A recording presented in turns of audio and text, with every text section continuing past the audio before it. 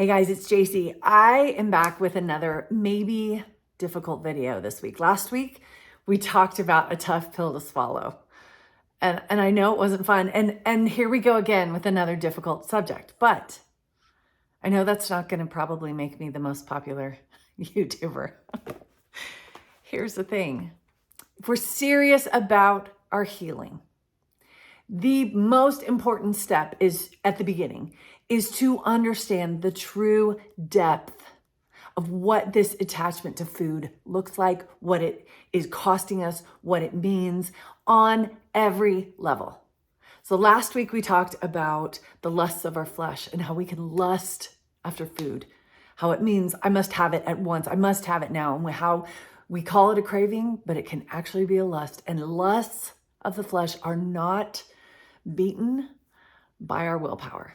It is only through the power of Christ. And so today we're going to take it to another level. Now, this is something I've talked about in a lot of videos. So I was almost like, do I talk about it again? But here's the thing. I realized I don't have an actual video on this as the subject. And this is such a core piece of what I believe the road to recovery looks like. I thought, okay, I have to have a video with this title where we dive in and just talk about food as an idol. Food as a god to us, because it's not enough to just see our attachment to food as maybe it's physical. I have a physical addiction. It's the taste. It's something in my body that is craving this food, or to see it as emotional. I just eat when I get bored. I eat when I'm, upset. I eat when I'm stressed. Those are all important levels, right? But until we add the spiritual piece, until we add the possibility that food has become a god to us, we are not going to make it any farther down this road.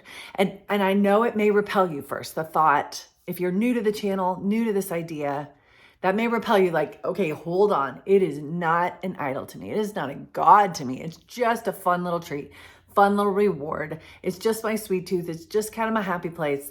We got to talk about that just a little bit today. I'm going to use a verse that I use in my Satisfied course. I'm going to pull it out of there. So if you've taken Satisfied, you've heard this, but it's important enough. This was my wake-up call in food as my God. It comes from Isaiah 44, where Isaiah is teaching about the people in his culture and how they like to carve out little wooden gods. He talked about a carpenter that brings home the leftover wood from the day's work, and he heats a fire, uses it to make a fire and cook his dinner, but then he takes some of the wood and carves a little god out of it, puts it up on his mantle. And as a lot of us read chapters like this, we're like, okay, that has nothing to do with me. Nothing. We've got to make this relatable. And the verse that makes it relatable and that really rocked my world when the Lord finally helped me see it this way is Isaiah 44, verse 17. And it says, he takes that residue wood, maketh a god, even a graven image. He falleth down unto it and worships it and prays unto it and says, deliver me, for thou art my God. Now, whenever you walk into the kitchen, or whenever you get into your stash, or whenever you go through a drive-through to get your favorite fix, chocolate, ice cream, whatever it is, we don't say the words, deliver me for thou art my God. But aren't we asking food? Okay, some of us, maybe this fits you, maybe it doesn't. But if we've reached this level, our heart is crying out, deliver me. Deliver me from the stress, deliver me from my misery, from all the stuff I went through today. Deliver me, lift me up, lift me out. Let me feel that rush. Deliver me. Our soul is crying out when we reach for that treat. Again, maybe this isn't you, but this is the question we have to ask. Has it become a God to me? Do I look to this thing to be delivered? Now, I'm going to use, my glasses are dirty. I'm going to use some quotes, quite a bit actually, from a book called Gods at War by Kyle Idleman. I've quoted him before, but I haven't quoted what I'm going to read to you ever before. Let's just ponder on this for a minute. Again, denial, rationalization, it can pop up super easy and you're like, oh, I don't know. I'm uncomfortable calling food a god. Just take this in. I'll give the link to this book below, but just think about this for a minute. He has a whole chapter on the God of food. He says, think about how the God of food works. Imagine walking into one of his favorite temples, the Cheesecake Factory. Ever been there? It's one of my favorites too. As the hostess shows you to your table, you steal glances at what others are having. This decision will be tough. What's really going on here? I certainly don't go to good restaurants simply for bodily sustenance. I could chew on some root. It would probably be a healthy choice. No, it's all about satisfaction. We want to throw a big, raucous party between the tongue and the tonsil. And for a few minutes, all is right with the world. It's a little piece of heaven. A little piece of heaven? That phrase probably didn't strike you as out of place in the above scenario. Notice how often we invoke heaven or spirituality when we talk about the pleasure of eating. This cake is heavenly. This pie is to die for. Soul food, angel food cake. I thought I died and gone to heaven. Death by chocolate, nectar of the gods. I feel like I need to make something clear again, and you will probably get tired of this reminder, but it's an important one. There is nothing wrong with eating at the Cheesecake Factory. It's not idolatry to enjoy a great meal. The problem comes when we start to look to food to do for us what the Lord God alone should do. Why would we do that? Well, maybe the day brought its share of disappointments. Maybe you didn't snare the promotion you were looking for. Maybe you had to endure another snarky email from the boss. Maybe the work itself has become drudgery to you. Maybe it's family issues, and the thought of going home makes work seem like a day at the beach. Instead of turning to God, here's the quote I've used before. How often do we try to treat a troubled soul as if it were a growling stomach? Have you found that nothing is better at the end of a long day than Bluebell pralines and cream ice cream? Just a random example. When the going gets tough, the tough get chewing. It provides a quick and obvious shot of comfort. Big, dripping hamburgers on billboards, pizza commercials on the radio, fast food emporiums with drive-through windows all along the road on your way home from work. All of these promising to make you feel better. We even call it comfort food. But think about this. Comforter is what God calls himself. He is the God of all comfort. He is ready to talk with you about your day. The Prince of Peace waits to give you his gifts and strengthen you. He wants to be your satisfaction. Frank Farrell has written, a very large part of mankind's ills and of the world's misery is due to the rampant practice of trying to feed the soul with the body's food. Again, if you've been around for a while on my channel, you're like, yeah, JC, you've talked about this about 1,000 times. And that's okay.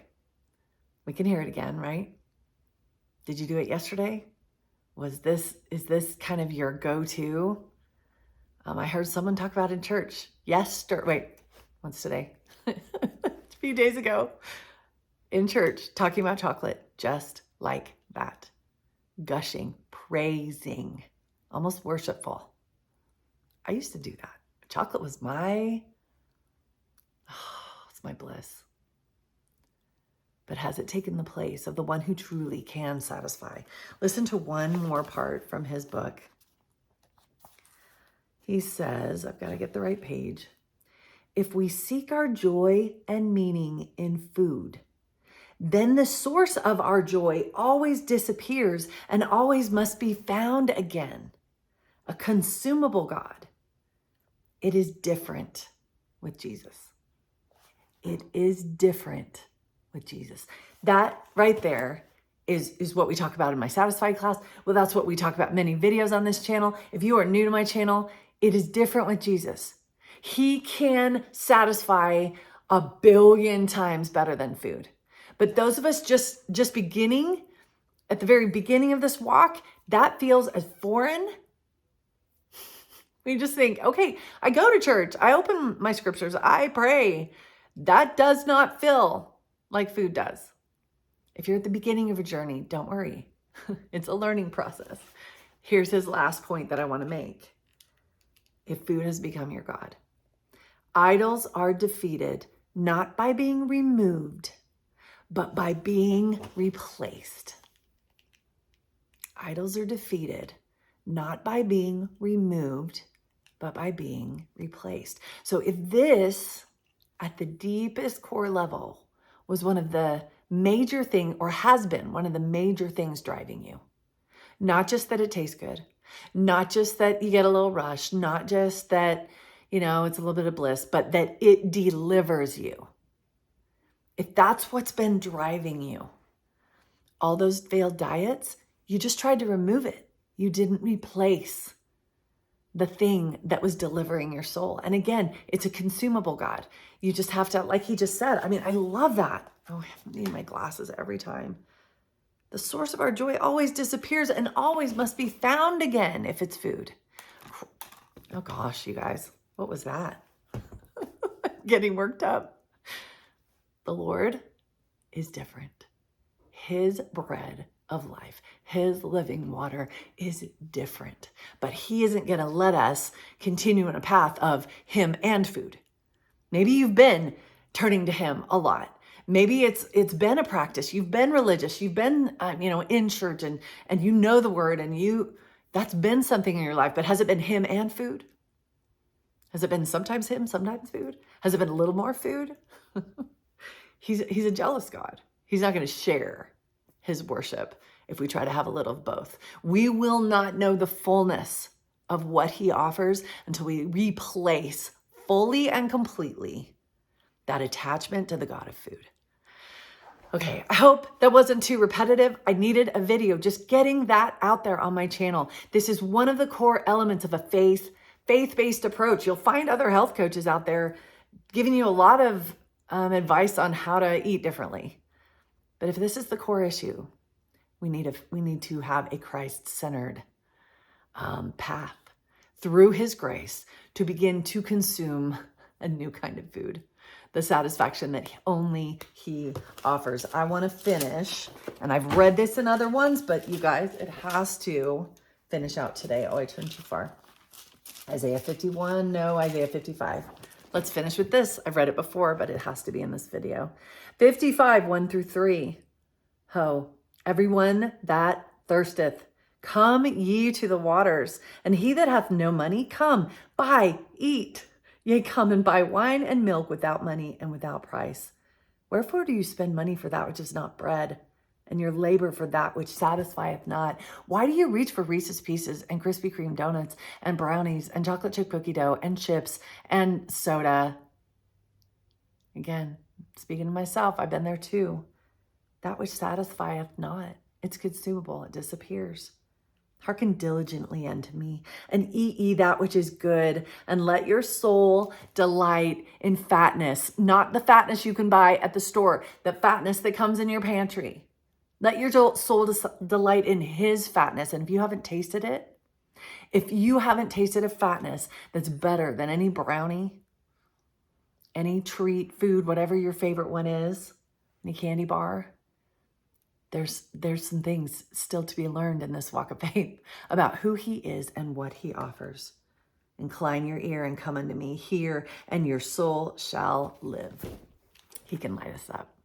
He can light us up with everything we're looking to food to do. Only he can do it in a way that stays. That is the message of my channel. That is my message again today. If food has become our God, that's where we got to start our attack and start the healing process. Thanks, guys. Have a great day.